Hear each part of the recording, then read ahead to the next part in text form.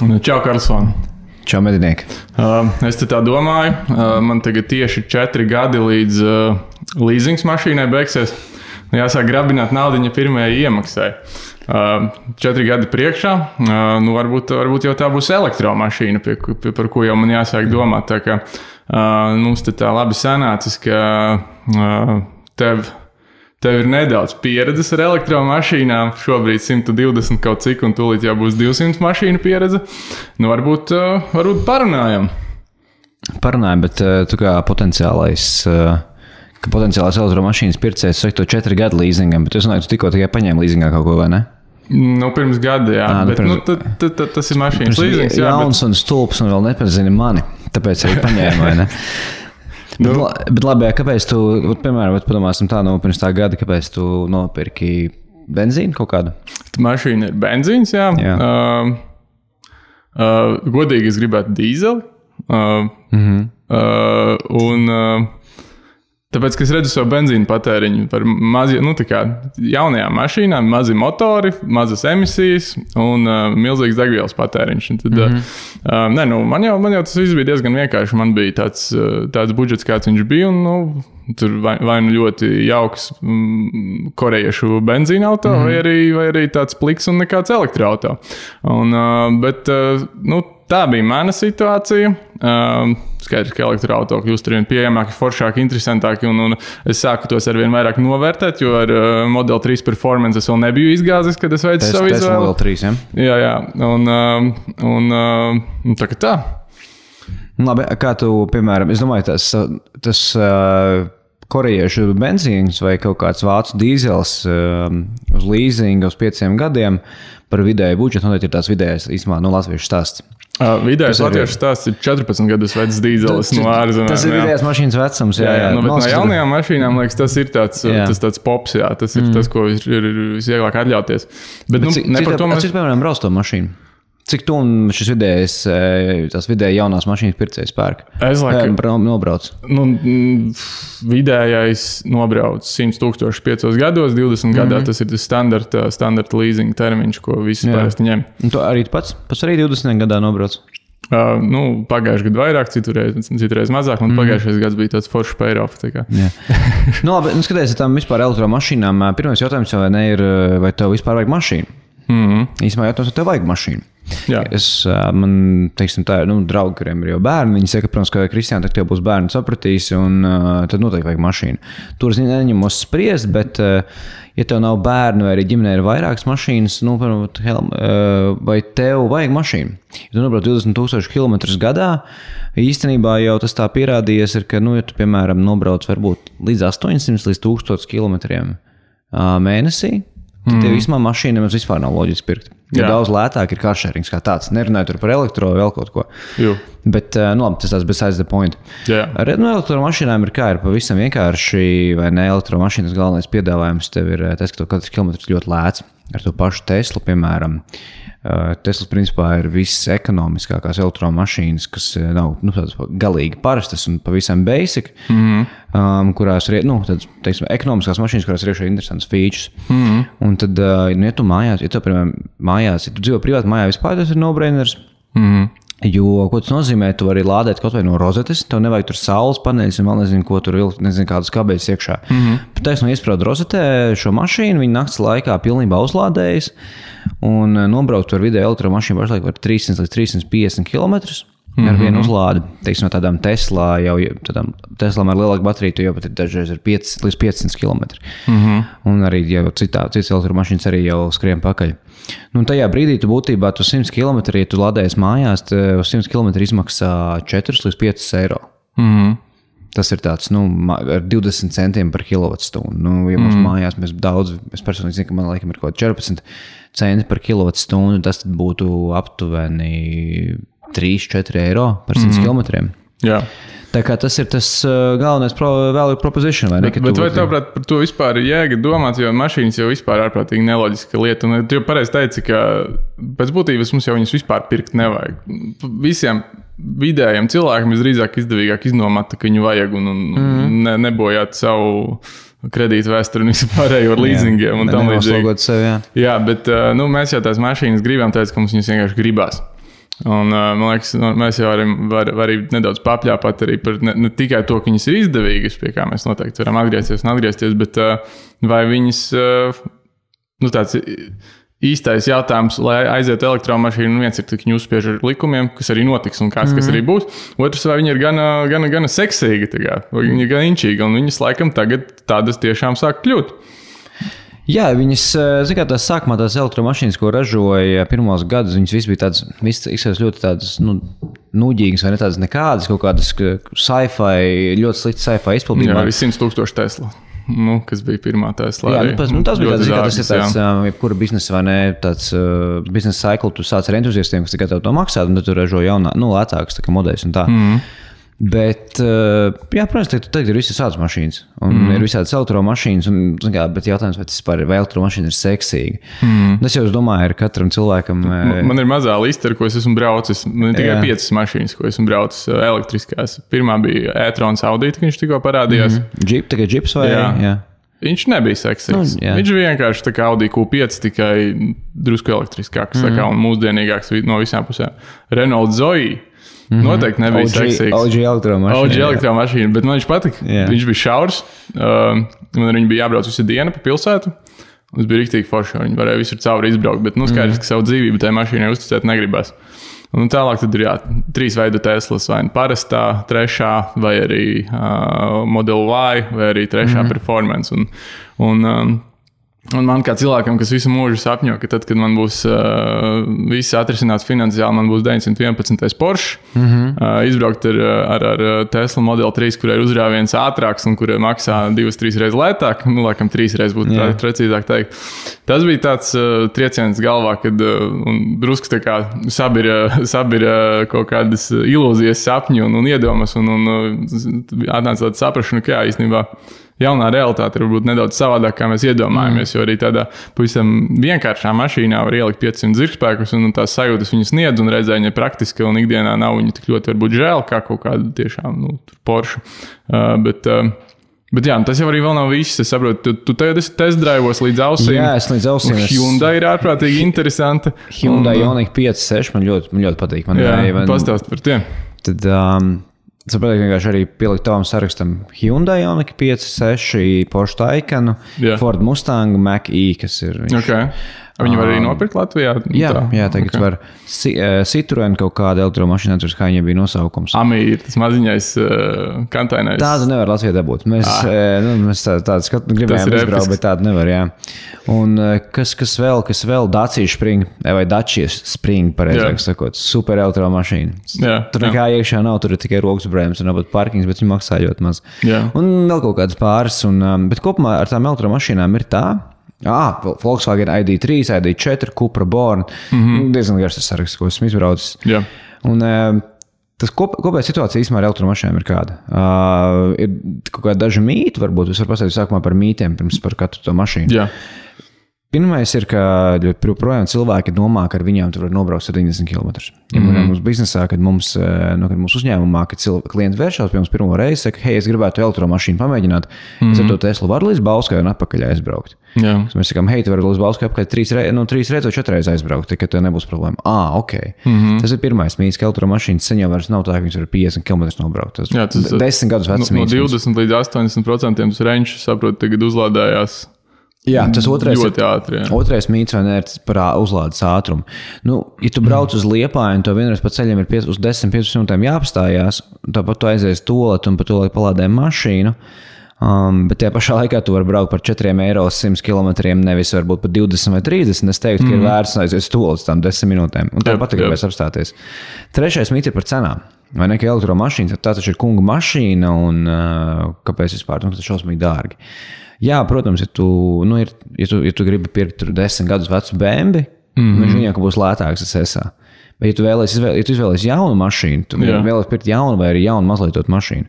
Nav tā, ka tā cena atšķirība ir tik liela. Bet, joprojām taču ir. Tad, jā, protams, jāņem vērā, cik tev pēc tam kilometrs izmaksās, un tāpēc tu vari to vērts darīt, bet tas psiholoģiskais šķērslis, laikam, ir kaut kāds ļoti... Atkarīgs, kāda mašīna tu pēc. Ir kaut kāds neiedvesmojošs Volkswagen ID3, kurš sakomplektējās virs 40,000, un tu pasties, ko tu vari dabūt no tiem pašiem benzīnu korejiešiem par to naudu ar panorāmas lūkām un ādas uz beņķiem un vispār. Tas ir subjektīvi vai korīts baigi iedvesmojoši, vai ne? Ne, bet ar Volkswagen tur ir milzīgas problēmas. Neviens tās viņa elektromašīnas nepērk tieši iemeslu dēļ. Viņas ir ļoti dārgas, viņas ir neefektīvas un neinteresantas. Viņas nav seksīgas. Viņas nav seksīgas. Un tas ir ļoti atkarīgs no katra ražotāja. Tāpat kā, un tas vienkārši, kas tagad notiek, ir, Volkswagenam pieprasījumi nav. BMW arī pieprasījumi nav, Mercedesam pieprasījumi nav. Tesla ir populārākā mašīna 11 Eiropas valstīs. Jā. Tikai jauno automašīnu tirgu.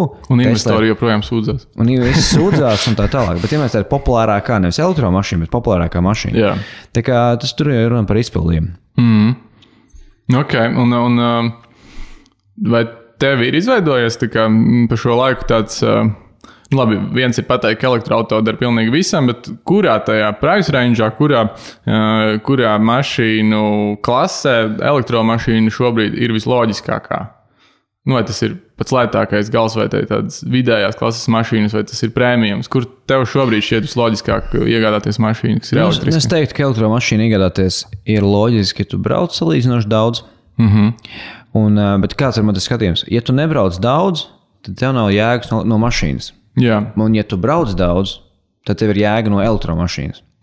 To tev tajā brīdī, kad tu nopērci to dīzeli vai benzīnu, viņš tur stāv un tu tur lej to degvielu iekšā bezjēgā. Tur ne šis, ne tas sanāk. Protams, ir tā kā es teiktu, tiešām tu brauc daudz, un es nerunāju par varbūt, ja tu tur brauc 2000 km vienā piegājienā. Es domāju, vairāk, ja tu katru dienu ripini, piemēram, tur 100 km, tad tas noteikti salasītos. Jā. Un ir arī, protams, cilvēki, kuri esmu dzirdējis tādus komentārus, kas saka, bet mans pasāds var aizbraukt 1100 km, kad es uzpildu pilnu bāku. Es domāju, pirmkārt, gan jau, ka tu apstāsies, bet tiem 1100 km pa vidu, otrkārt, cik bieži tu braucos 1000 km no vietas. Bet tā kā jā, ar to elektromašīnām ir tā, skaidrs, ka tu nevari joprojām nolikt elektromašīnu, Tesla, piemēram, blakus kaut kādai Hyundai, parastam Hyundai. Skaidrs, loģiski, tu to pagaidām nevari, bet tas uz to lēnām virzās. Tā kā, un, teiksim tā, tas jauno elektroautomašīnu tirgus ir mazliet dārgāks varbūt par parastajām automašīnām, bet eksploatācija ir daudz lētāk, reķinas tev visādas nodokļu atlaides, labi, piemēram, privātpersonām tur 3 vai 4 tūkstoši eiro nav jāmaksā, nav visādi ceļa nodokļi un tā tālāk. Tikai īstenībā tās lietas salasās. Un bērniem patīk elektromašīnas vienkārši. Tas arī, ja jums ir bērni, vismāk tēti pērkam elektromašīnu. Jā, ok. Ko lai vēl tādu, kā lai tevi tagad pamēģini izsist no sliedēm? Tas bija pārāk pārliecinoši. Nē, es tev varu pateikt, varu sevi izsist no sliedēm. Es esmu braucis ar Porsche Taycan. Yeah. Protams, amazing, ka tas ir Porsche, bet es nesaprotu to jēgu. Yeah. Man arī ir tāpat kā tev. Man liekas, ka, ja tu vari atļauties nopirkt jaudīgu mašīnu, man personīgi arī tā motora skaņa un rūkoņi nav nekā foršāk par to. Vienkārši man ir jāizvēlās tur kaut kādu 2 litru BMW, parastu 3. sērijas vai arī elektromašīnu. Es labāk gribētu laikam elektromašīnu, jo tāpat nav tā, ka tu pa to pilsētu tur baigi dragā un ārdies, un nav tā, ka tur, vispār tos jaunās motors, visus benzīnieks, kas ražo, viņi ļoti tādi, nekādi. Tas visas ātrumkārbas arī tas viss tās. Ātrumkārbas tādi ir, manuprāt, diezgan brīnišķīgas. Viņas ir divsajūgu un ļoti plūstošas un ar daudziem ātrumiem. Man nepatīk tie motori, kur ir ar maziem, Eiropai domāti, attiecīgi. Viņiem ir mazi tilpumi, viņiem ir turbīnas un viss, kas tāds, un dienas beigās, piemēram, tas patēriņš, man ir bijis 2000. Sākumā ražots vecs Volvo dīzelis, kā pirmā mašīna, ko pats iegādājos, un tad man tagad ir gadu jauna mašīna un liels prieks braukt ar jaunu mašīnu, bet degvielas patēriņš manam benzīniekam tāda, protams, ir diezgan lielāks nekā tam veciem dīzelim. Tā kā, tas tā. Tā kā, es vienkārši domāju, ir, protams, skaidrs, ka Latvijā ir cik tur 7-8 tūkstoši elektromašīnas pašlaik un miljonus parastās mašīnas. Tur vēl ilgs 10 gadu paies, līdz tas būs tā kā varbūt mainstreams. Jā. Bet vairāk tas vienkārši, ka, ir cilvēki, kur saka, man stulbās elektromašīnas, man labāk patīk braukt ar manu benzīnu motoru, vai man tur patīk iedot grīdā. Pirmkārt, elektromašīnas ir jaudīgākas, Otrkārt, tāds, viņš ir lēnāk par tiltu priekšnieku. Ja? Tas, ka tur savu 10-gadīgo vai 15-gadīgo pasātu baigi iespied ar sev 2 litru motoru grīdā vai ka tur rūcini, tas nav nekas tur stilīgs vai nestilīgs. Tas vairāk ir tāds praktiskums jautājums. Tā kā, kad tu tur ripini pa to pilsētu uz 5 km vai 7 km stundā ar elektromašīnu vai parastu mašīnu, kaut kādu ikdienas, parastu cilvēku mašīnu, tur atšķirība vairs nekāda. Jā, es parasti skaidrs piemirstu, tāpēc pierakstīju. Tam 911. Porscham parastajam, kura cena sākas, tā kā tu ja Porsche mājaslapā, tas brīnišķīgs hobijs, kā sevi sāpināt, ieiet un komplektēt Porschus ir sākuma cena, tai parastajā versijā ir aptuveni 125,000, un tur klikšķiņi, un viņa parasti izaug par vismaz 50, ja tā mašīna izstāsta tā, ka tu viņu gribi, viņai. Ja mēs tā uzliekam klapas uz acīm un skatāmies tikai uz uzrāvienu, viņam uzrāviens ir 4 sekundes līdz 100, laikam 3,9 papīros, bet 4. Tad ir tā super mega versija, kas maksā sākot no 200,000, bet reāli tad atkal viņu aprīko un viņi izmaksās drīzākos 250, varbūt 300, tas ir 911. Porsche GT3, par ko visi sapņoja. Skaisti tur spoileri un viss pārējais, viņi izstāsta nenormāli labi. Un, būtībā tu maksā 1/4 lai tu dabūtu par 0,1 sekundi ātrāku rāvienu, kā Model 3 Tesla, kas ir tāda mīlīga pilsētas bitīte. Tas, tā atšķirība, ka vienkārši tā jaunā elektrotehnoloģija, kā tāda mums piedāvā salīdzinot ar veco tehnoloģiju, kas ir sasniegusi savu pīku un laikam jau vairāk nekāps, jo viņai vairs nebūs tāds pieprasījums. Un tīri tehniski tā nākotnē ir ļoti skaista. Ja tā, mēs esam tikko sākuši ar elektromašīnām un vienkārši ikdienišķi elektromašīna var sniegt tādu baudījumu savā ziņā un tādu pārsteigumu. Var ielikt omīti un bērnu aizmugurē sēdekli un dragāt uz 3 sekundēm līdz satikam ar Teslu, vai ne? Jā, ir forši, kad ar tevi sēž cilvēki tajā mašīnā un vienkārši uztepo uz gāzes pedāļu un tad visi atstās pret sēdekļiem. Tas ir diezgan jautrs veids, kā kaitināt vienam otru. Tas ir, ka mašīnai vienkārši korpus aizbrauks projām no visas tā kā šasīs, vai ne? Jā. Bet nelabi, ja Porsche maksā. Zin kā ar to Teslu viņi ir... Tas ir stulbs salīdzinājums, skatoties visu pārējo. Bet tas bija tikai ar uzrāvienu. Un uzrāviens ir viena no jautrākajām lietām mašīnās. Jā, turpin.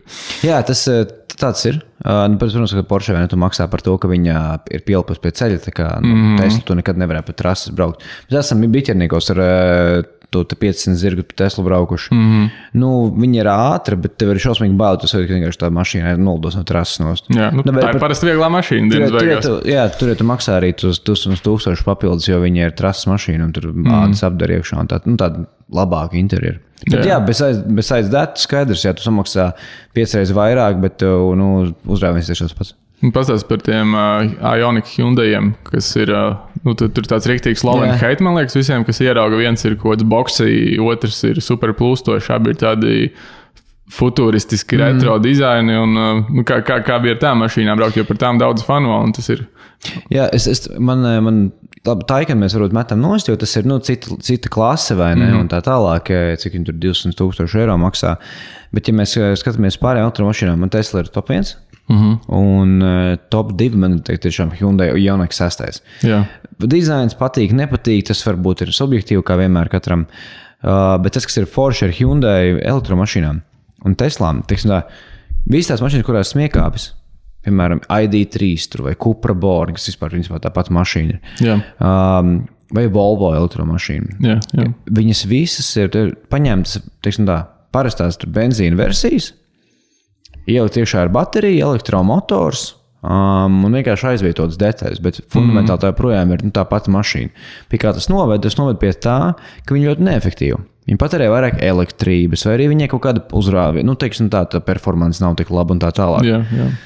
Kamēr Hyundai, kamēr Ioniq 5, 6 un Teslas ir būtībā, tas ir taisīts no nulles, tas ir elektromašīna, viņi izveidojuši ar visu to mašīnu ap to tehnoloģiju. Vecā mašīna ar elektrisku motoru. Tieši tā. Un tāpēc arī visi tie vācu ražotāji tīpaši straglo, tāpēc arī ķīnieši. Tāpēc jau būtībā tie, kas taisa elektromašīnas, pašlaik tās, kas ir tādas labas un populāras, tās ir tādi, kur ir pārdomājuši, mazliet, back to the drawing board gājuši ar tām elektromašīnām. Tāpēc man patīk tas 6. Ioniq, viņš ir arī ļoti ekonomisks, pat tikpat ekonomisks kā Tesla, bet arī tas 6. viņš ir Kad tā kā crazy limuzīns. Viņa aizmugurē tik daudz vietas, esmu redzējis tikai 7. sērijas BMW kaut kādā tajā long versijā. Tas ir kājām, nevis galvai. Jā, bet tur kājām, tur ārprātīgi daudz vietas. Tu maksā par to, ka tev ir tik inčīga forma aizmugurē tas teardrop. Tā kā tas 6. Ioniqs, viņš ir ļoti daudz vietas, viņš arī, teiksim, tā ir tāds bišķi ceļā uz to luksusu jau kaut kādu iekšā, ļoti forši tiek apdara un tā tālāk. Korejiešiem ir tas tā mašīnām, ka viņi spēja par zemām naudiņām ielikt liels aprīkojumus. Tas Ioniqs nav lēts. Nu labi, viņš nav lēts. Tas ir dārgāks par Tesliem. Tā ir tā vācu auto problēma, ka viņiem ir iekārojamās mašīnas, kuras, lai nebūtu pilnīgs žigulis, dažkārt ir papildu aprīkojumos jāpieliek ceturdaļa, piekdaļa mašīnas cenas. Tā ir, jo es... Korejieši iekro mūsu sirdis, tā kā lutinot tās mašīnas. Labi, elektriskās tādi ir dārgas, bet viņi liek labus aprīkojumus viņās.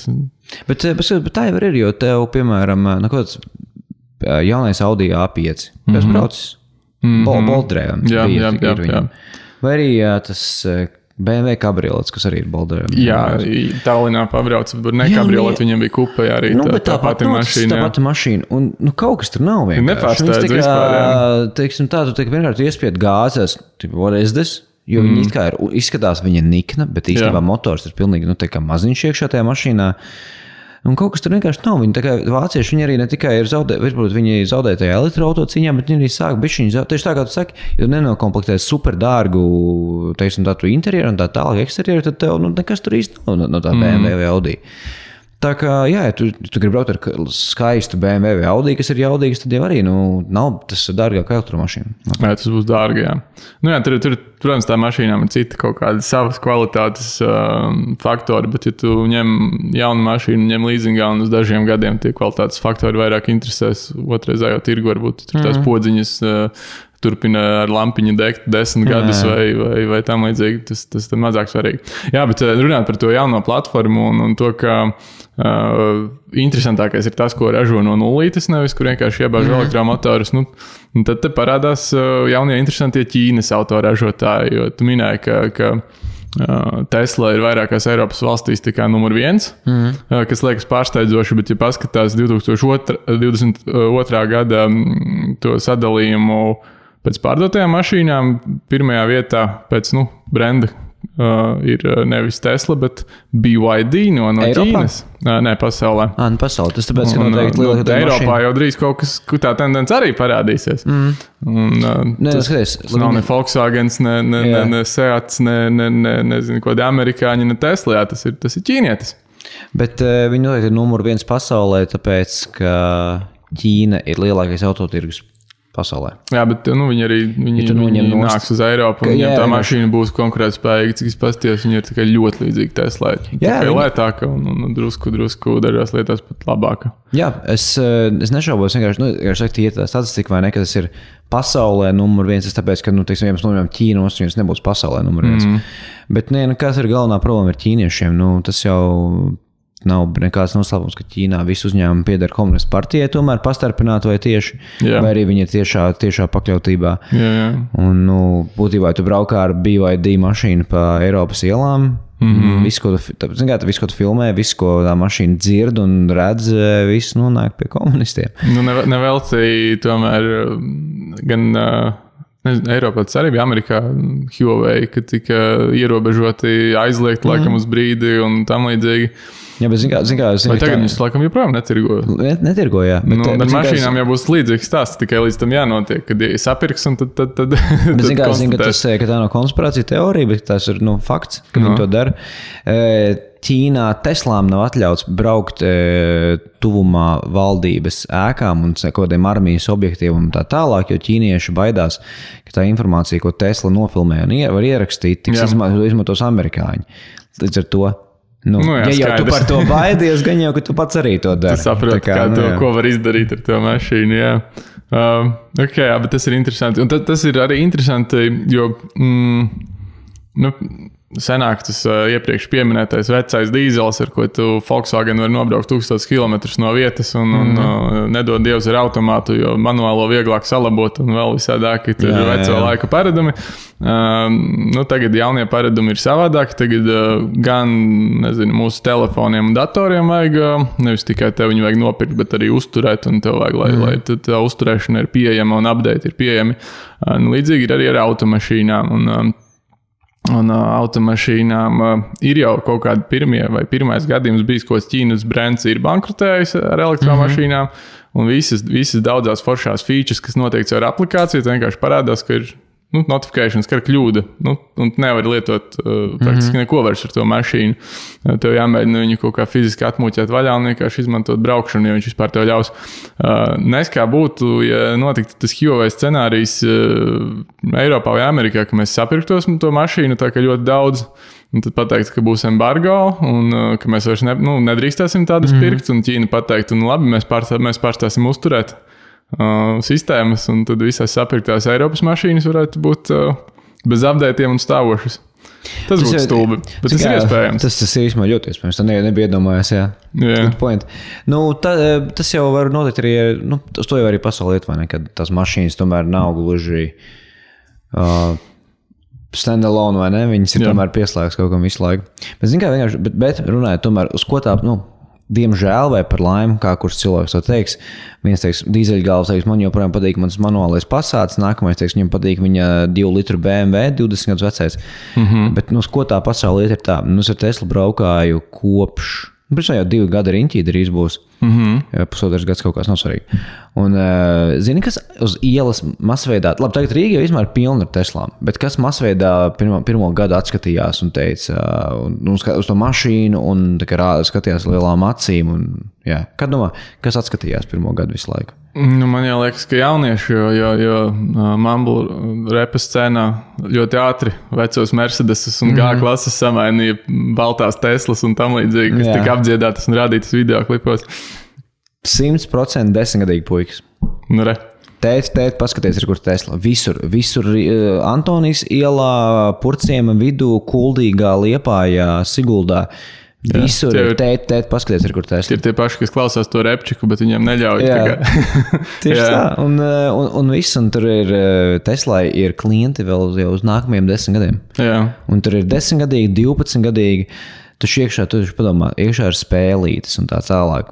Tur ir kārtings kaut kāds, tu vari tur taisīt mūziku, Tesla vienkārši tas ir kā PlayStation uz ritiņiem. Tā kā bērniem vienkārši patīk, un viss un tā realitāte ir tāda, ka 10 gadi un šie visi pat 10-gadnieki, kas tagad būs jau gatavi pirkt mašīnu. Tie, kuriem tagad ir 14 gadi, tie jau pēc 6 gadiem būs gatavi pirkt mašīnu, elektromašīnu.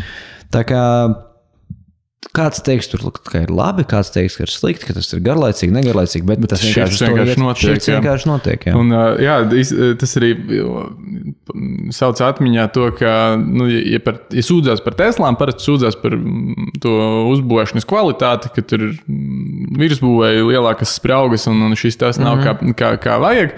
Un es domāju, ja noliek tādu legacy vācu brendu blakus un Teslu, vācu mašīna ar visu šākāko aprīkojumu, varbūt citām, jau mazāk aizraujošām lietām, tajā build quality spēlē noteikti uzvarēs. Bet to 10-gadnieku tas vairs neinteresē. Tas interesē tos, kuri tūlīt vairs nebūs patērētāji, jo viņi jau paliks veci un vairs neko nepirks. Tu paudzi, kas tagad nāk un pirks, viņus interesē, lai izskatās forši, lai ir inčīgas features un lai labs uzrāviens vai kaut kas tāds. Un viņiem tas build quality faktors tādā, tīpaši tādā subscription-based sabiedrībā vispār neinteresēs. Jā, un īpaši vēl beigās tas viss pārēj tiešām uz carsharing un tādu vai ride-hailing, tas pilnīgi vienalga. Un man vispār liekas, ka būtībā elektromašīnām galvenā vieta ir taksometros un pārvadājumos.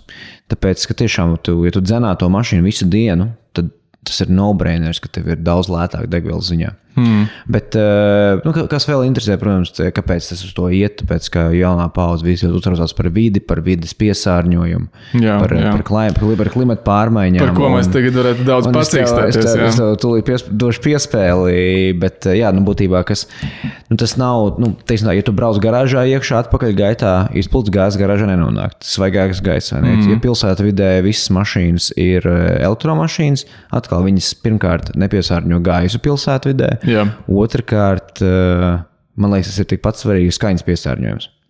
Jo, tā nav motors, kā nāk skaņa. Lielākā skaņa jau no motoriem. Kaut kādiem, kas uz namagdos 2 litru benzīniņus, motoriņus tur kaucentie cilvēki. Bet tas ir lokālais piesārņojums, kas tiek likvidēts. Tas ir lokālais. Parasti jau par elektromašīnām runā, kad mēģina glābt zemeslodi, bet tas, man liekas, ir absolūti absurdi.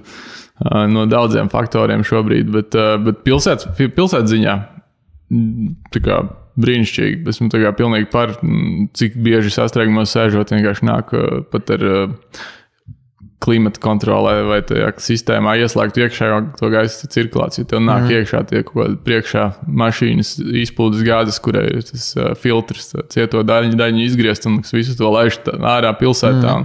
Un jūs čaka iela vienkārši stāv sastrēgumā un kūpina visu centru un mēs to elpojam, mēs slimojam, mums ir asmas un viss, kas tāds. Un ar elektromašīnām. Fasādes nokavēp, krītās nekustamo īpašumu cenas, pēc tam jātērē ir, lai atjaunot viņas. Visi esam bēdīgi un visi vienkārši potenciāls valsts sabrukums tikai dēļ tā, ka nav elektromašīnas. Tieši tā. Jā, bet skaidrs, ka ar to mums vispār strīda nav. Ja pilsētā braukt ar elektromašīnām būtu vēl labāk, ja tās mašīnas nevis piederētu, bet izmantot tikai pēc pieprasījuma un iespējams tad, kad varētu braukt vispār elektroriteni, nevis ar elektromašīnu, tas būtu vēl labāk. Un tā būtu skaista, jauka, tīra pilsēta. Bet skaidrs, ka ir kaut kādi citi lielie globālie faktori. Un tas, par ko kas man pašam šķiet uztraucošākais ir tas, kā iegūst kobalts priekš baterijām. Jo tas pēc dažu pētnieku uzskatiem ir tā kā verdzība un cilvēktirniecība, kas notiek tajā sakarā un nedrošā darba vide. Un tas, laikam, vēl ir nieks salīdzinot ar to, kā tur vienkārši būtībā strādā vergi pie tā Centrālajā Afrikā un Kongo, ir tā valsts, kas tagad, laikam, 3/4 aptuveni piegādā šī materiāla. Tas ir traki, jo tās atradnes, lai gan tas materiāls it kā ir visur pasaulē, bet viņam tikt klāt ir vieglāk atsevišķās vietās. Kaut kā ir sanācis, ka viņam viegli tikt klāt ir tur, kur cilvēki ļoti cieši, kad viņus nodarbina pie tā. Un kad, lai gan ties atradnēs vajadzētu būt tā, ka to visu dara ļoti industrializēti un cilvēki tur nekam nepieskarās, viņi tur būtībā strādā ar plikām rokām un flip-flopiem un bari, un tie cilvēki tur kāpj viens otram pāri un mirst dažreiz.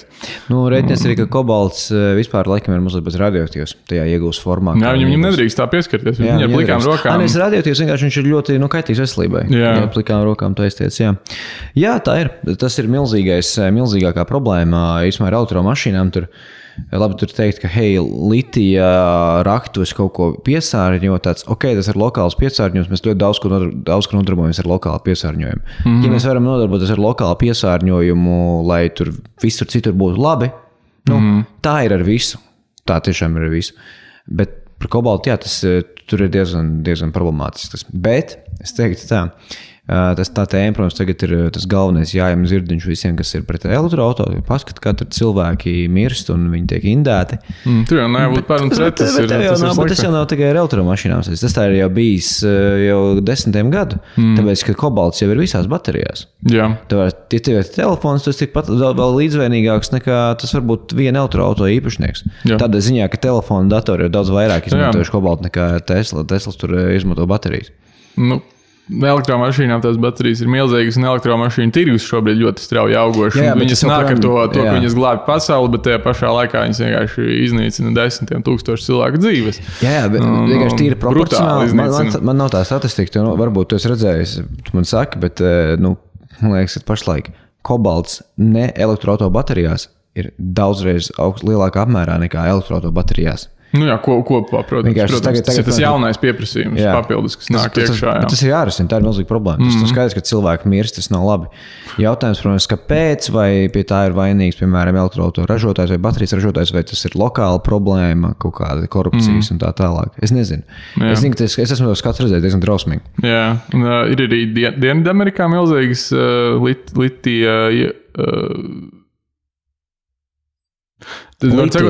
iegūs Čīle, Bolīvija, Argentīna, 3 valstis, un tur arī liels potenciāls. Un tur savukārt, tur tas risks ir tāds, ka viņiem trūkst dzeramā ūdens, bet te ieguvēja ļoti vajadzīgs dzeramais ūdens. Un te līdzīgi kā ar avokādo audzēšanu, lai mēs šeit justos ļoti veselīgi un ekoloģiski, mēs ēdam avokādo, īstenībā ģimenes mirst dēļ tā, ka viņiem nav ko padzerties. Citās nedaudz sliktākās attīstības ziņā valstīs, un tad ar tām baterijām jau līdzīgi, ka mēs pērkam elektromašīnas, jo mums patīk, mums tīrāks gaiss un tam līdzīgi, un tad vienā vietā cilvēki ar plikiem pirkstiem roka vielas, ko nevajadzētu aiztikt, otrā vietā viņiem vairs nebūs ko dzert dēļ tā. Un tās tādas lietas, kas laikam ar katru milzīgu pavērsienu jaunu pieprasījumu pasaulē vienkārši viņas parādīsies. Gribu to cinisko skatu punktu šo visu. Laid vaļā. Ne cinisko, bet tādu reality čeku. Yeah. Kad, padomā, mums vajag iegūt naftu. Naftu, kur iegūst. Visādos nabadzīgās valstīs, vairāk vai mazāk. Vai arī valstīs, kurās ir kaut kāda nevienlīdzības problēmas. Tur cieši cilvēki. Tad izdomā naftu iegūt amerikāņi ar savu shale oil, vai ne? Atkal piesārņot visu dzeramos ūdeņus un vidi. Mēs izdomājam dedzināt kūdru. Vai ne? Tad Latvijā izčakarē, piemēram, tur reliefu, plus tu dedzini kūdru, tas ir šausmīgi indīgi. Tad tu gribi nodarboties ar masveida lauksaimniecību vai gaļas audzēšanu. Ok, Brazīlijā izcērtam Amazonas mūžmežus. Atkal, kā saka, kas ir tās mīts, bet bojā pasaules plaušas iznīcinam. Tagad mums vajag baterijas, jo ir tehnoloģiska attīstība. Atkal kāds tiek apšķirēs. Diemžēl jebkas, ko mēs darām tehnoloģiskās attīstības vārdā, kaut kur sabojā videjā. Tas tā ir. Diemžēl tas tā ir. Un cieši vienmēr, protams, ka nabadzīgākie cilvēki, tāpēc, ka viņiem citu iespēju nav. Jā, tāda saruna, ko viegli iesākt, bet viņu nevar noslēgt, jo tu īsti nezini, kā viņu noslēgt. Kā noslēgt? Man vienmēr ļoti patīk tas joks par cilvēkiem, kas ir pret kapitālismu un to raksta Twitterī no iPhone. Jā. Vai arī par apģērbu, visu ātrā mode un tas viss. Es nezinu, tas viss ir tā vienkārši, ka kā mēs esam būvēti, labi, mēs tagad rietumos beigsim patērēt kaut kādus, dzīvosim superprātīgi un draudzīgi, un tur zaļi, un varbūt nelietosim kobaltu. Bet mums ir vesela pasaule, miljardiem cilvēku, kas nāk ārā no nabadzības katru dienu ar vien vairāk, un tu viņam nepateiksi, nē, tev nevajag iPhone, vai nē, tev nevajag gaļu, vai viņi pirks smartphone, ēdīs gaļu no Brazīlijas, ēdīs avokādo, un tā mēs te par īņķi malcam vienkārši. Jā, šobrīd mēs esam galvenie pieprasījuma radītāji, laikam, tāpēc arī mums būtu svarīgi par to tēmu domāt. Bet, jā. Kā es teicu, šobrīd iesākt par šo pašausmināties, bet viņu to tēmu īsti nevar tā viegli pabeigt. Noteikti, ka ir kaut kāda risinājuma, par ko mēs abi nezinām, un varbūt kādreiz uzaicināt kādu cilvēku pie mums ciemos, kas pastāstīs par tiem risinājumiem. Bet tas noteikti, tā ir problēma. Ilons Masks, piemēram, vienā no savām pēdējām prezentācijām, es neatceros, ko viņš prezentē, varbūt atjaunoto Teslu. Viņi tieši pieskārās tam raktuvi tematam, un viņš baigi tā kā ierēdz, ka viņi tur noliks webkameru, ja kāds redz, ka kāds bērns strādā, lai dod viņiem ziņu. Un viņš to tā it kā pa jokam teica, it kā tas būtu mīts un nebūtu īsti problēma. Un tas likās jocīgi, jo taču pilns internets ar video, kā viņi tur Tesla mokās. Jau, piemēram, litiju. Viņi var izvēlēties, no kurienes viņi Tesla jau litiju no Austrālijas mums pērk. Tas ir vieglāk. Amerikā arī iespējams, ko tas atradnes tagad būs atklātas. Kanādā vai Amerikā. Jā, kaut kas lielākā vai kaut kas, un kaut kur vēl tur atrada. Tas būtu svarīgi, jā. Zini, kāpēc līdz šim nekur nebija atrasts? Tāpēc nekur nemeklēja baigi. Nebija jau īpaši. Visi domāja, kaut kāds amerikāns, bet Dienvidāfrikāns Ilons Masks ar savām automašīnām. Nišas produktam. Jā, tā jau viss sāk meklēt. Bet ar tie, kā ar to, arī, piemēram, to bērnu darba spēku. Pirmkārt, divas daļas. Atmetīsim no to, ka varbūt tas ir kaitīgi. Bet pirmais, vai tas bērni, piemēram, kas tur ražo kreklus, vai arī Ķīnā taisa tur mantiņas visādas. Ir jau cilvēki, es nezinu, vai es tam piekrītu līdz galam, bet ir cilvēki, kurš saka, hei, labāk, ka ir tas bērnu darba spēks, citādāk vispār tā ģimene būtu galīgi nabadzīga tur tajā konkrētajā vietā. Jo varbūt tas ir tāds, tas ir, protams, vai tas ir ētiski, neētiski, tas nav ētiski, bet no otras puses kaut kāda naudiņa nopelna. Bet vispār, ja mēs runājam par tām kaut kādot Ilona Maska raktuvēs strādā bērni.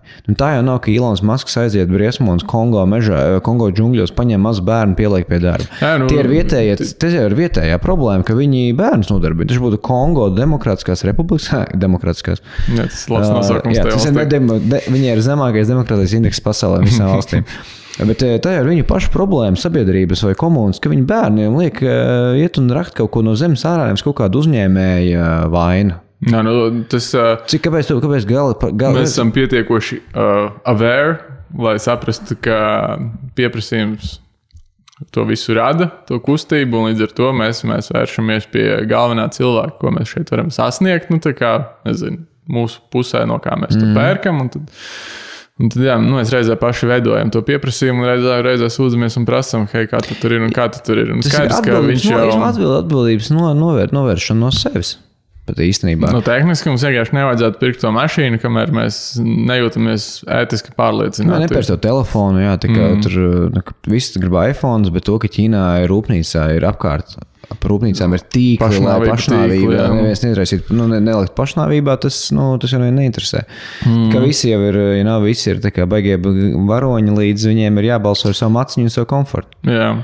Klau, novirzoties no šī tad nost, tagad tas pats Elons un Tesla, viņus tur tagad nedaudz pušo, tāpēc, ka viņiem tie, laikam, peļņa nav tik laba, kā gribējās. Viņiem ar viņu Cybertruck neiet tik raiti, kā viņiem gribējās. Iepriekš tevis minētā Meksikas fabrika, viņiem laikam arī ir uz pauzes, jo viņi no procentu likmēm esot sabijušies. Un, no vienas puses liekas, ka tur kaut kā neiet viņiem tik labi, bet patiesībā jau viņiem iet diezgan labi. Īpaši jau, ņemot vērā, cik viņiem liels market share, un otrkārt, skatoties arī Amerikā, viņiem tagad ir tie autoražotāju protesti. Nevis autoražotāji, bet... Unions, jā. Kas tas ir Latvijā? Arotbiedrības, jā. Un attiecīgi visi lielie ražotāji, viņi darbinieki ir arotbiedrībās, viņam Teslas. Un visi tie pārējie ražotāji, viņi bija nosprauduši kaut kādus mērķus ar saražotajām elektromašīnām, kas jāsasniedz, un viņi jau tā nesasniedza viņus un bija stipri atpalikuši ar to visu, un tādi viņiem vienkārši darbinieki atsakās strādāt, un viņiem grūti iet. Un tikmēr Teslai arotbiedrība nav, un lai arī viņiem visādākas citas problēmas, tādā ziņā, kā mēs zinām, krīzē notiek tas, ka vājākie sāk mocīties un padoties, un stiprākie, kas noturās, paņem viņu vietu. Līdz ar to skatoties pavisam ilgtermiņā, iespējams, Tesla tikai nostiprinās pat par spīti visam, par ko tā mazajām lietām, ko par viņiem tagad runā, kas it kā viņiem neiet tik labi.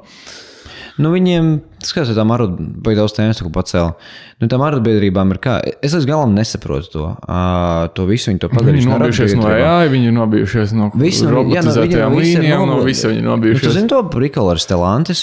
Stellantis ir tā kā Peugeot. Jā, lielā grupa, jā. Tur francūši savienu apvienu. PS, Peugeot, jā, Citroens, Fiat, man liekas, kad ir Daimler. Nav visādi ražotāji. Es varbūt mazliet nepareizi tev atstāstu, bet kad prikals bija tāds, ka viņi pateica, ka principā ka kaut kā ir jāierobežo Tesla, vai viņai ir jāliek papildus nodokļi, vai tur vispār jāizliedz viņu mašīnas, jo tas jaunais veids, kā viņi ražo mašīnas, sūtībā viņiem ir tās gigapreses, kas ir tā kā injection moldings, ka būtu jau tāda milzīga, teiksim tā varbūt metāla tvērtne, kurā iekšā ir formiņa, tu vienkārši iepildi iekšā karstu metālu un tu tikai izlēji mašīnas formu. Jā. Un tas pirmkārt, tas ir struktūrāli drošāk, jo tur ir viendabīgs, tas nevis tur saķibinās no vairākiem saskurvēs, no vairākām detaļām. Tāpēc Teslas ir drošākās mašīnas vispār, no visiem radītājiem. Un tev ir tikai, un tas vienkārši samazina izmaksas šausmīgi ražošanas. Un tāds Stellantis redz, ka ir šo te ražošanas metodi Viņi saka, hei, mēs netiekam līdzi. Mums tur ir arotbiedrības, mums tur ir tradicionālās ražošanas metodas, un pusdienlaikā ir jāiet bagete un tā tālāk. Un vai labāk tā vietā nevis, lai varbūt izdomāt kaut ko jaunu, inovatīvu pašu, viņi saka, nē, mēs gribam pa vecam un tagad aizlieksim kaut ko. Un ko visi Eiropas ražotāji atsakās to kaut ko vispār pārņemt to, kamēr ķīnieši atnāca, paskatījās, Tesla dara tāpat. Un tas bija vadīgi klusi sāk vienkārši gigapreses apstājās, jo Tesla nepērto Tesla jau neuzstāja tehnoloģiju. Tas ir pirks no viena ražotāja. Un arī BYD no viņiem. Tas pilnīgi jauns. Tā kā tas ir tā. Bet attiecībā uz to, ka tur viss ir krities un uz procentu likmēm, bet tagad jau visam ir slikti. Padomā, būtībā viss, kas ir atkarīgs no liela depta, no lieliem parādiem, aizdevumiem. Un tagad tam ir problēmas, kur nekustamais. Autotirgus kopumā tagad ir diezgan apsīts, ne tikai Tesla. Un Tesla tur nokritās akcijas par 20% laikam. Mans subjektīvs viedoklis. Superlaiks, lai gados Teslas akcijas, bet šis nav finanšu podcasts varbūt. Bet citiem ir nokrities. Jā, mēs skatāmies to dinamiku katru gadu, tas tirgus aug par kaut kādiem 11%. Un visdrīzāk augs vēl 10, 7, 5 gadus viņš tiešām augs, neizbēgami augs. Kāpēc ne Tesla, īpaši ņemot vērā, ka viņi ir izstāst, īpaši ņemot vērā to, ka heitojiet jūs Elonu vai neheitojiet, tās nākotnes tehnoloģijas ir nevis tikai kaste ar motoru, bet arī viss tas self-driving un viss pārējais, un viņi datus ievāc daudz ātrāk un vairāk kā visi pārējie, un viņi to sāka daudz agrāk, un tā kā tas ir tāds, tas nav lineāri augošs process, un viņi vienkārši sāka agrāk, un tas viņiem liels advantage nākotnē. Bet par to, ko tu teici, ka viņiem ir, piemēram, ar cybertruku problēmas, un ka viņiem tur beigās problēmas beigās atkarīgs no mēdījiem, kurus tu lasi. Jā, viņiem bija tas earnings call, un tad viņi stāstīja, ka viņiem nesanāk, kā viņiem gribējās, tā mašīna neražojas tik ātri, viņiem tur tehnoloģiski grūti izstrādāt, un arī ņemiet vērā, ka īstenībā mums viņam būs jāražo kaut kāds tur 18 mēnešus, lai vispār sāktu pēļņi nākt. Jā, bet iedomājies, tu tā kā bet tas ir 18 mēneši, ir pusotrs gads tādā aktīvu biznesā, tu no nulles sāc ražot pilnībā jaunu produktu, un jau pēc pusotru gadu tev jau esi pa nulēm. Tas ir amazing. Viņi acīm redzot bija, kā jau parasti, apsolījuši daudz vairāk. Jā, bet, vienkārši, protams, bet ja tu pasties to tā. Un kas vēl to Cybertruck ir? Viņi pateiks, ka tagad varēs saražot 250,000 gadā. Viņam Amerikā ir virs 1 miljonu rezervāciju.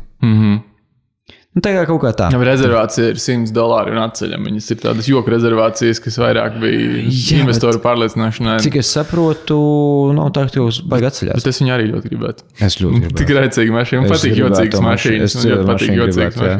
Es starp citu šodien uz Tērbatas ielas šeit redzēju Ford F-150 Lightning, to 150. Jā, bet viņš bija Lietuvas numuriem. Bet vispār bija šokā, ka viņi ir Eiropā. Jā. Milzīgs. Tā kā tas Fords, jā, bet bija tāds, kad paskatījos un tāds, wow, nevar būt. Jā, man kaut kā liekas jocīgi tas Ford F-150 Lightning. Tā kā es prasīju, kurā mašīnā piestāv vai nepiestāv elektrība, šitai nepiestāv. Tā kā es pirks jau tādu amerikāņu to traku, un tad pērs kārtīgi lielu benzīnu motoru un brauc, elektro, tas gan tā jocīgi ir, jā. Jā, tas ir tā, ja tev ir mamma hipijs un tētis, viņiem pieder rančo, tad tev vajag kaut ko pa vidam, lai viņi abi nebūtu vīlušies. Jā. Kā tev pārliecināts par automašīnu vai vēl nē? Diezgan, bet zinu, kā man patīk tas faktors, ka arī viņam ir... Tu jau man nomierināji par to cenu, ka tur līdzīga maksājums lielāks, bet pārējie maksājumi mazāki. Reiķinās, ka bankām ir zemāks likmes tieši automašīnām. Jā, bet tas gan tas būs diezgan ilgi, jo zaļais kurs vēl būs ilgi. Bet nākamais jautājums mums no mūsu sponsoriem, no British Petroleum un Shell par to atbalstu. Tad jaunas mašīnas iegādāja, kas, piemēram, varētu būt Tesla Model 3 Performance, ko tu pērci par 59,000, kaut kā tā. Bez PVN viņi maksāja 60,000 bez PVN.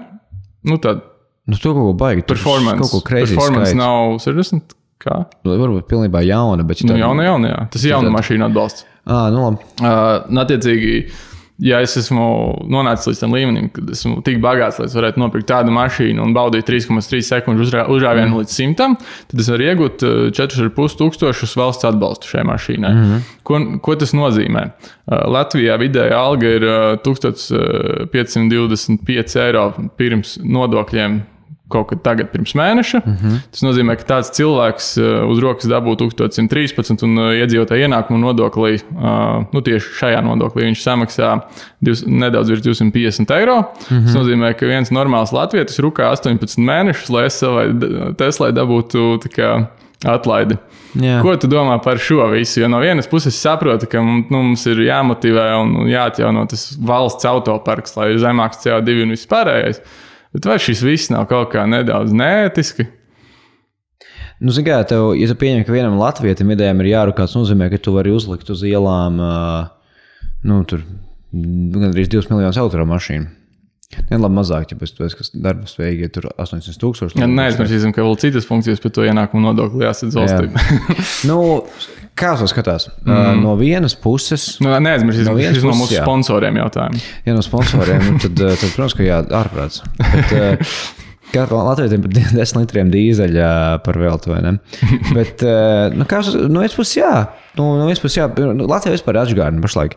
Tu atbalstu var saņemt privātpersonu, ja viņš izmanto mašīnu privātām vajadzībām, bet to nevar saņemt uzņēmumi.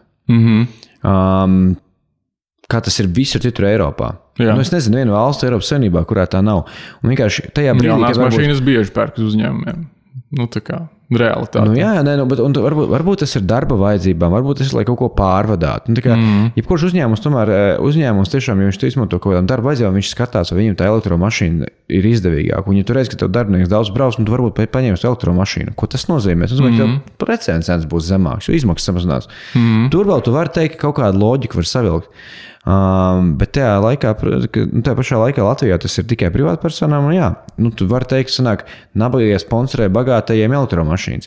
Tāpat kā pašlaik arī ar jaunās vienotības izgājienu par procentu likmēm, ka tagad nabagie sponsorēs hipotēku ņēmējiem kredītus. Tur starp citu nebūs tā, ka nabagie viņi nesen iznāca klajā ar to risinājumu. Tā būs nodeva bankām. Attiecīgi banka par kredīta atlikumu, kas viņiem ir no viņiem paņemts, ceturkšnī maksās 0,5%, ko bezmazai solidaritātes nodevu, un no tās naudas tad arī tiks dota nauda. Virspēļņas nodokli bankām? Tas ir virspēļņas nodoklis nosaukt savādāk. Tā sistēma tāda, ka viņi paņem no bankām un nosedz ar to atlaidi. Risks tur ir tajā, ka iespējams to pārsūdzēs Satversmes tiesā un šis plāns nesaies, un tad valstī būs jāsamaksā tie daudzie miljoni pašai. Labi. Tas ir ļoti muļķīgs lēmums, bet par to... Es pat neteiktu, ka muļķīgs. Man drusku patīk tas rebelisms. Padomā, bet tas ir precedents tam, ka valsts var iejaukties tirgus mehānismā.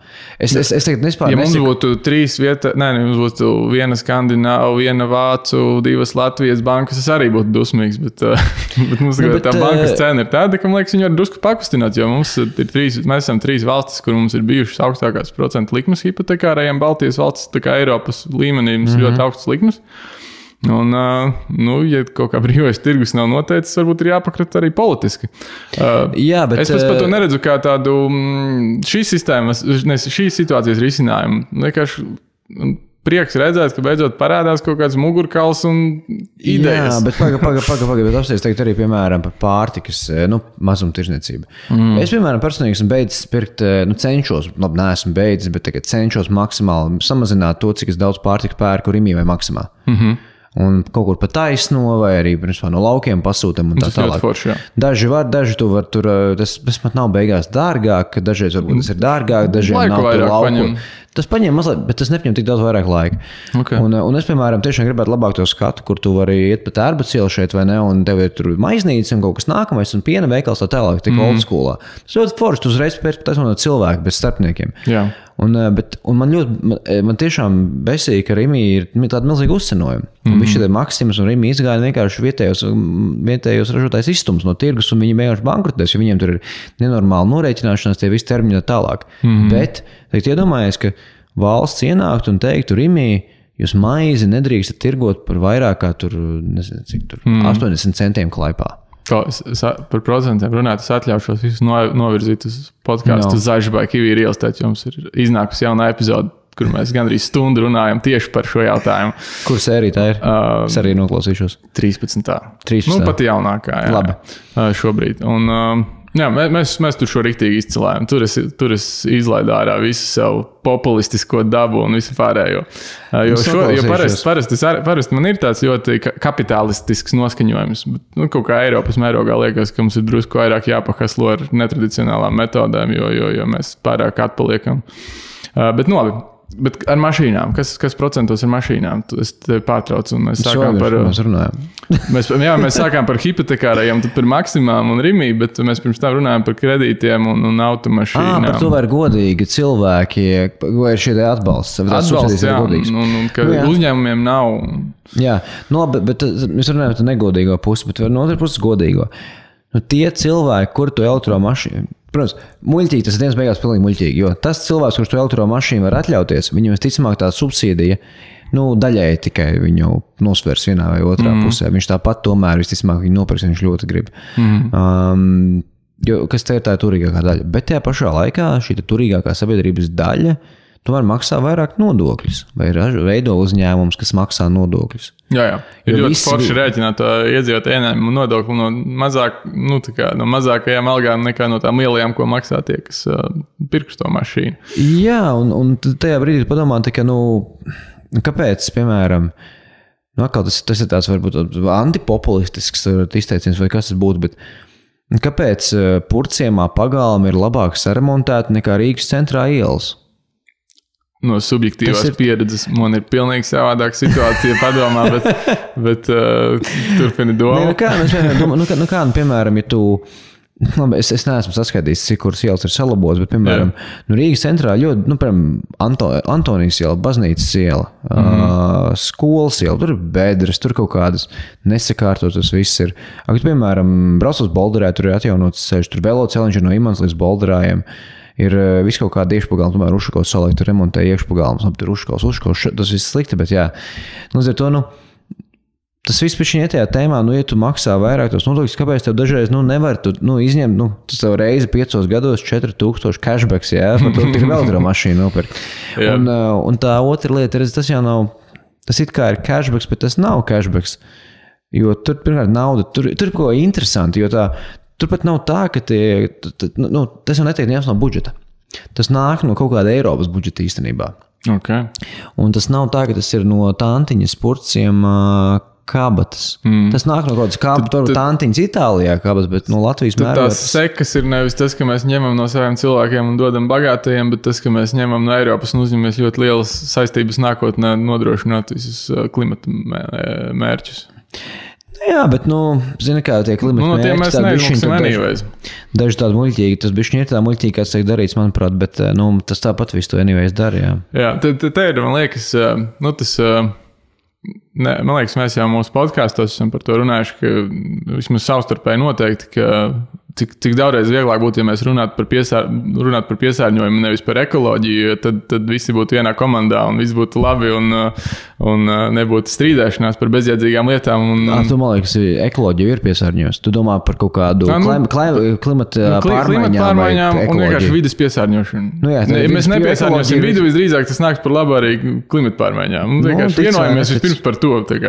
Un tas viss būtu baigi viegli. Un man liekas, te ar tiem atbalstiem ir arī tāda līdzīga, ka viņi nāk kopā ar to domu, noteikumu, kā to nosaukt, ka mums jāierobežo CO2, kas nāk no mašīnām, mums jāatjauno autoparks, mēs skatāmies tikai uz CO2. Bet mēs aizmirstam skatīties uz mobilitāti, jo, atkal, ja mēs pārkāpsim visi no dīzeļu un benzīnu mašīnām elektromašīnās, mums tāpat būs stulbi sastrēgumi un viss lēni kustēsies. Mums jālāk, lai mēs pārkāpjam, kad vajag uz savu mašīnu, kad vajag uz ričiku, kad vajag uz taksi, kad vajag uz šērotu mašīnu, kad vajag uz trolejbusu.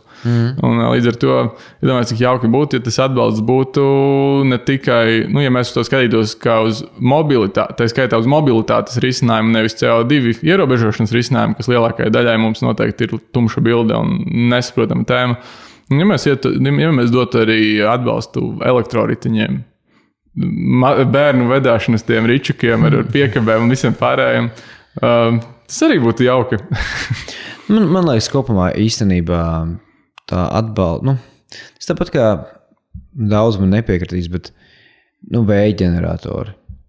Atceries, tu zini, kā par to vēsturi OIK obligāti iepirkuma komponentiem, vēja ģeneratoriem, piemēram. Nezinu, pastāst, es tikai zinu, ka vispār viņiem cepās. Cepās par to, ka tur 10 gadus maksājam papildus nodoklis ar obligāti iepirkuma komponentiem, kas tiek novirzīta, lai sponsorētu visādas tur koģenerācijas, tur biogāzes ražošanas vēja ģenerators, HESUS laikam nē, kas ir. Es pat nezinu. Bet, piemēram, kas ir smieklīgi, pat dabas gāzes, skatās kāds vienojumais, laikam, likumdošanā. Jā, kamēr atomelektrostacijas ir briesmīgas. Jā, kamēr atomelektrostacijas ir briesmīgas. Bet tu tā interesanti sanāk. Man arī šo stāstīja viens cilvēks, kurš šajā industrijā strādā. Viņš man teica, bet Kristiāni, bet loģiski, ka sākumā tehnoloģija ir jāsubsidē, lai viņi attīstītos. Bet es saprotu, man tā bišķi jocīgi liekas, kāpēc kaut kādai Latvijai, piemēram, tu esi patērētājs, parasts cilvēks. Tu maksā to OIK tieši savā elektrības rēķinā un netieši jebkādos pakalpojumus, ko iegādājas, kas tiek ražot Latvijā vai ne. Tā nauda tiek dota, lai Latvijā būvētu kaut kādus vēja ģeneratorus, bet tie vēja ģeneratori jau tiek vispār pirkti no Vācijas. Un tā nauda jau, ko tu Latvijā samaksā tajā nodoklī, viņa jau neaiziet pētniecībā. Viņa jau aiziet vienkārši kādam, tur kaut kādā kabatā vai budžetā kaut kā nekonkrēti. Un tas man liekas vispār kopumā ar visu šo varbūt atjaunojumu un tehnoloģiju sponsorēšanu vai vispār kaut kā sponsorēšanu tā jocīgi. Kāda mums, tas, ka mēs tur samaksāsim kaut kādu kaut kādu sabūvēsim tos. Kāpēc mēs nevaram, piemēram, īstenībā, kā Latvija Pagaidām varējām pagaidīt tos 10 gadus, līdz izveidos tādus vēja ģeneratorus, līdz kam tagad ir nonākuši, ko vairs nevajag sponsorēt ar visādiem nodevām un nodokļiem. Vai tajā brīdī nevarēja zināt? Nē, tajā brīdī vienkārši gribējās naudiņu kādam nopelnīt Latvijā un saschēmot. Tikai viss tās subsīdijas un sponsorēšanas un tā tālāk, tur ir milzīgs korupcijas risks. Tālāk nekad neizvarīsies. Elektroauto atbalstam tā kā mazāks, bet kur ir viss, kas ir saistīts ar visādām tādām subsīdijām, tas tā baigi skečī bieži vien ir. Un neizbēgami tu vēl varēsi par šo cepties vismaz gadus 10, tāpēc, ka zaļais kurss un tādā garā un tie risinājumi un visādākas pieprasījums pēc tā tikai augs un mūs arvien vairāk strostēs, ka mēs to darām par mazu un negribot, tas viss būs.